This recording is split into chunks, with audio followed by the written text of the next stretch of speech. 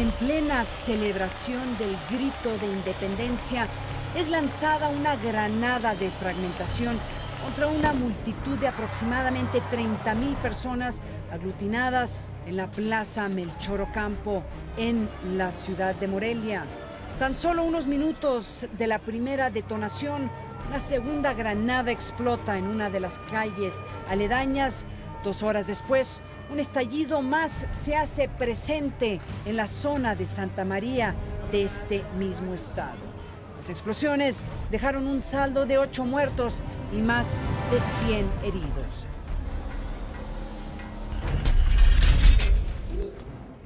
Esta es una granada de fragmentación. Tiene la capacidad de lanzar sus piezas a más de 200 metros. Pero, coronel, esto no se está usando en este momento en la actual lucha en contra del crimen organizado, ¿verdad?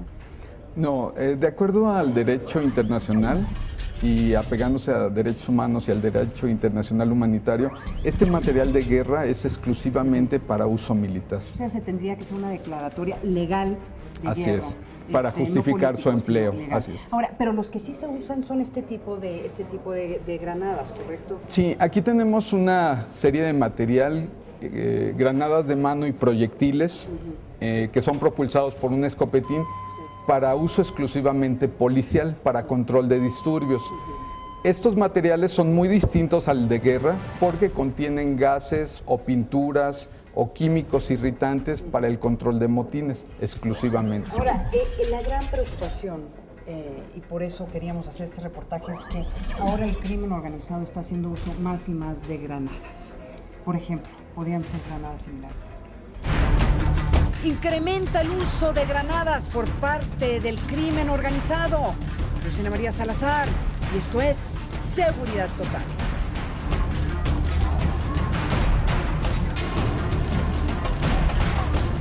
Yo creo que esto se empieza a utilizar de manera más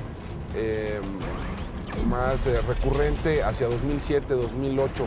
Antes de eso, creo que sí hay algunos incidentes, pero eran más bien aislados. Esto empieza a crecer en la medida en que empiezan a crecer los enfrentamientos entre las fuerzas de seguridad y los grupos de la delincuencia organizada. Desde la primera explosión de granada de la que se tiene registro en un lugar público, en Palenque, en Tonalá, Jalisco, en agosto de 2005, el uso de esta arma de guerra por los delincuentes se ha multiplicado un 2000%. Esto es una realidad, no se puede negar. De acuerdo a información que existe, obviamente los eventos cada vez más recurrentes entre los propios grupos, ya sea entre rivales de las organizaciones delictivas vinculadas al narcotráfico o en el combate o enfrentamiento con la autoridad ya federal, del nivel que sea, se están presentando cada vez más. En un extraordinario trabajo hecho por la Fundación MEPI de Periodismo Investigativo, este contabilizó los datos de cifras reportadas en los boletines de las Secretarías de Seguridad Públicas estatales y federal publicadas en todo el país.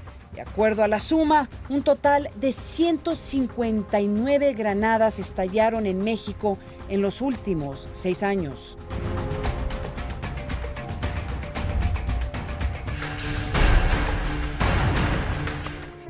La granada nos aventó a diferentes partes. A mí me aventó como 2 metros de retirado de ellos. Mi hija quedó a un lado de mi esposa, hincada, toda su cara llena de sangre. Mi esposa estaba tirada, ella no se movía. Y mi hija de 3 meses estaba tirada a un lado de mi esposa. Lo subieron primero a ellos a las ambulancias, después a mí. Pero mi esposa al llegar aquí a urgencias falleció, no aguantó ella. La tendencia se volvió más dramática entre enero y septiembre de este año. 88 granadas explotadas, el doble de la cantidad registrada el 2010. El pasado 27 de septiembre fue una jornada alarmante para el estado de Tamaulipas.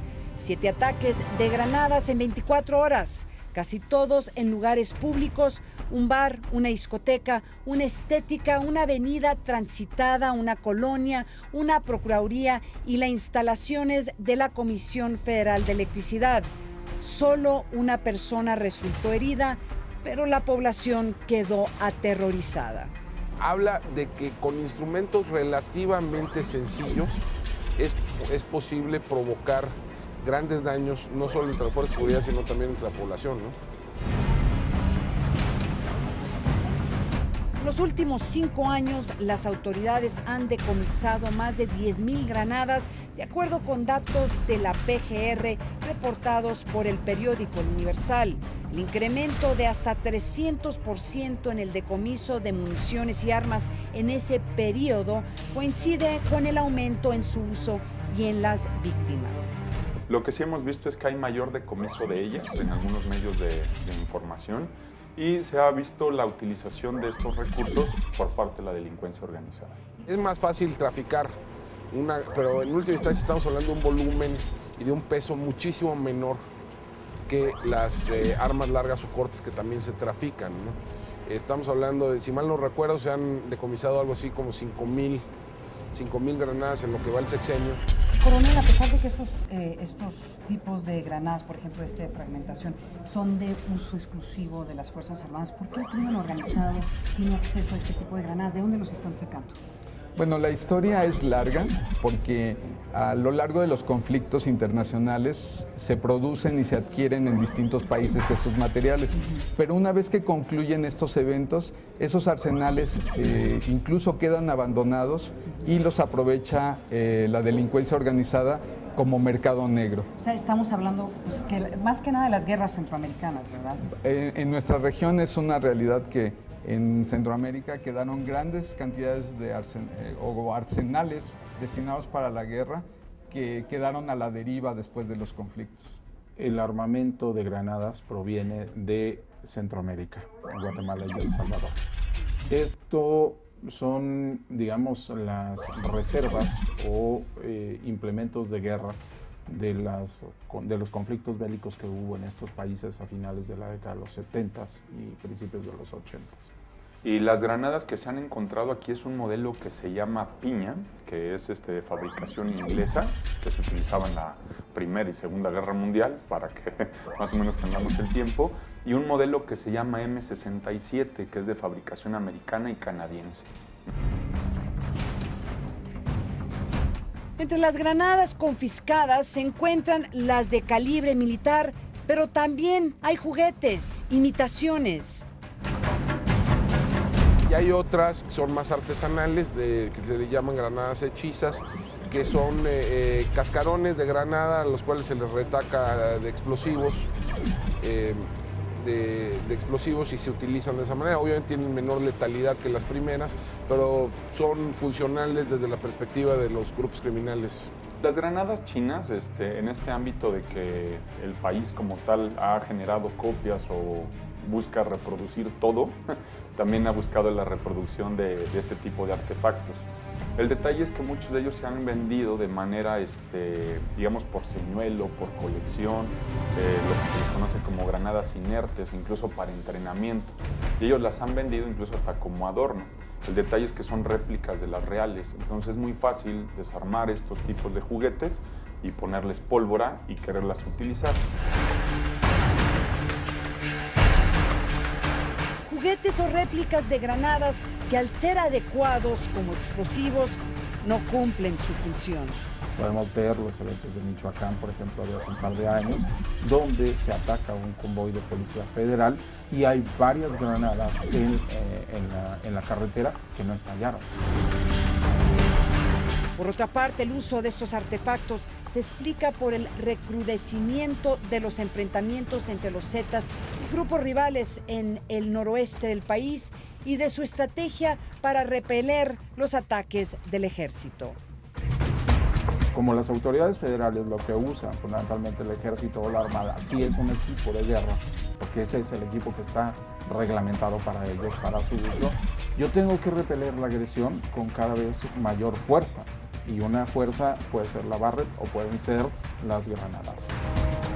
pero también como una medida para demostrar su capacidad y fuerza, lo cual refleja un alto grado de profesionalización en el uso de la violencia por parte de los grupos de crimen organizado. Como una medida o como una forma de hacer presión y de demostrar la capacidad de fuego con que cuentan las organizaciones delictivas, lo cual no necesariamente quiere decir que tengan, digamos, el adiestramiento necesario para el uso de las armas. Una de las cuestiones por las que yo considero que más se utiliza es porque su impacto es desde el aspecto psicológico, y psicológico para la ciudadanía, psicológico para el ejército, psicológico para las policías, incluso psicológico para los propios delincuentes. Y es un artefacto que es más fácil de utilizar, y los daños que genera por el efecto de fragmentación y la onda expansiva, pues tienen mayores alcances. Ahora, coronel, lo que es muy interesante es que a pesar de que el crimen organizado está usando este tipo de armamento, este tipo de granadas, ustedes como institución no pueden repeler un ataque porque no nos permite la ley. Así es, como institución y como autoridad gubernamental, ninguna dependencia o entidad podría utilizarla y justificar su uso por el daño colateral que esto tiene. Esto no se justifica en ninguna circunstancia. Como estás realizando funciones de seguridad pública, es en zonas urbanas, y el utilizar una granada de mano incrementa el riesgo de lo que se denominaría también en cuestiones del ámbito militar, daños colaterales. Entonces su utilización no está, digamos, permitida para cuestiones de seguridad pública ni para ningún cuerpo del orden, ¿no? Ya sea policía, municipal, estatal, federal o militares, ¿no? Expertos opinan que el incremento en el uso de estos artefactos es porque, aparentemente, no demandan capacitación militar y permite acciones rápidas que aturden al rival y sirven para escapar. Pero la realidad es que el uso de granadas sí requiere de una mínima instrucción.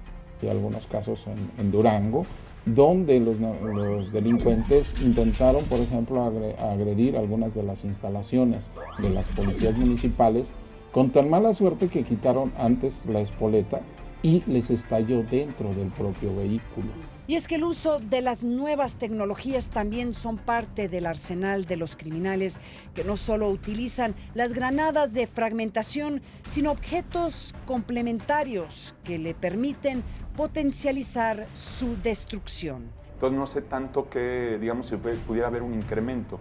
Estas granadas de fragmentación se han modificado, digamos, también por el ámbito tecnológico, y ahora lo que se utiliza mucho ya no son las granadas manuales, sino granadas impulsadas por equipos o lanzagranadas o fusiles, ¿no? Es lo que más se utiliza. Existe un mercado a nivel internacional para poder adquirirlo, y obviamente si tienes la capacidad económica los puedes obtener, y lo estamos viendo inclusive con los mini submarinos propiamente de fabricación casera, digámoslo así. Y las leyes quedan cortas o simplemente tienen huecos que deben ser llenados. Dentro de la ley están contemplados todos los implementos de guerra, esos están sancionados. Sin embargo, habría que adecuar la ley a la nueva tecnología y a la nueva dinámica social, sobre todo en el conflicto que se está presentando entre las Fuerzas Armadas contra el narcotráfico. Ese sería el cambio que tendría que hacer la propia ley. Gracias, coronel. Gracias a ustedes, amigos, por acompañarnos. Yo soy Ana María Salazar y esto fue Seguridad Total.